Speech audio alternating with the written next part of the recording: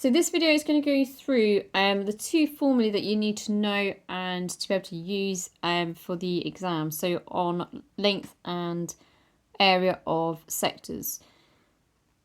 So first of all, you would have done this in year 11, but in terms of degrees. So to work out the arc length, in year 11, we always would have said it's theta over 360. And then times, I know that if you were in my group, we would use pi d. So we can still use pi d. For now, just the diameter is going to be 2 times the radius. So it kind of fits in a little bit better in a minute with what I'm going to do if we just change that to 2r. And it's just for the purpose of showing you where the formula comes from, to be honest. We're trying to do this now in terms of radians. We obviously know how to do it in degrees, so it's just making sure we can do this in radians as well. And it makes like two different formulae that you do need to know for the exam. So at the moment, this is all in degrees, so we need to change it into radians. And to do that, we know that 360 is equal to 2 pi. So by changing that into 2 pi, it's then going to be in terms of radians. So it would be theta over 2 pi times pi times 2r. So what will happen here is that this pi here is going to cancel out with this one, and also the 2's will cancel out as well. So if you can't see that, how that works, when you times a fraction by all of this, you times the top. So you'd get theta, I'll put the pi in front, actually on the 2r. So that would all be multiplied together over 2 pi. And then you should be able to see then a bit more clearly that those 2 pi's are going to cancel out, and you just get theta r. So the arc length is usually written with an L. So you'd say that arc length L equals theta r. So that is one of the formulae that you need to know. The other one is for the area of the sector, which again, we've done it in terms of degrees at GCSE, but it's just now doing it in terms of radians. So the area would be theta over 360 still, and then you times that by pi times r squared because it's the area of the whole circle. So again, we want this now in terms of radians. So again, 360, change that into 2 pi. Now you may be able to see here at this stage what is going to cancel out, but if not, multiply the top bit by this. So you would get pi theta r squared over 2 pi. The only thing that's going to cancel out on this one are the pi's, so we can get rid of those, and you get theta over 2r squared. Now they tend to write it, and if you look in books and things like that, they tend to bring that 2 out in front. So write it as a half theta r squared. So if you looked in any textbooks or found anything online, that would be how they give it to you. So I would recommend getting used to just seeing it in that format as well. Okay, so you've got those two formula, one for arc length, this one here for the area.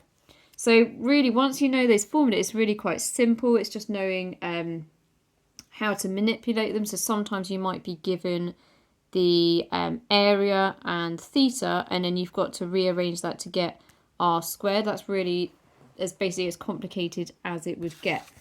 So if I try and pick out a couple of examples, really this video is just to give you a rough explanation, and then you should be really looking this up online, trying to find some other questions that you can practice, and then let me know if you can't do them.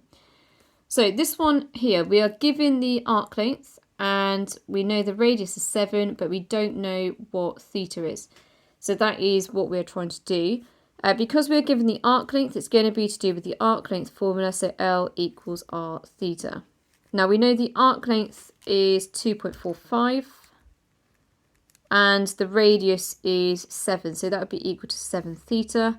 So to get theta, it's pretty simple really, you just need to divide it by 7.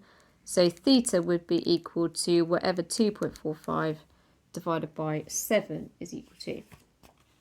So I'm just trying to find another one for you. So let's try this one. So this one, again, we don't know what theta is, but we know the radius is 55. It tells you the perimeter of that sector is, 176. And we're going to find the area. So it's just thinking about what can we do with this. The perimeter means all the way around.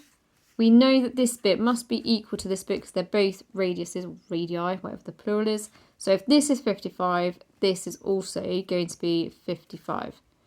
So if the perimeter is 176, we know that these two are going to make 110. So you just take that off the 176 to get what the arc length is.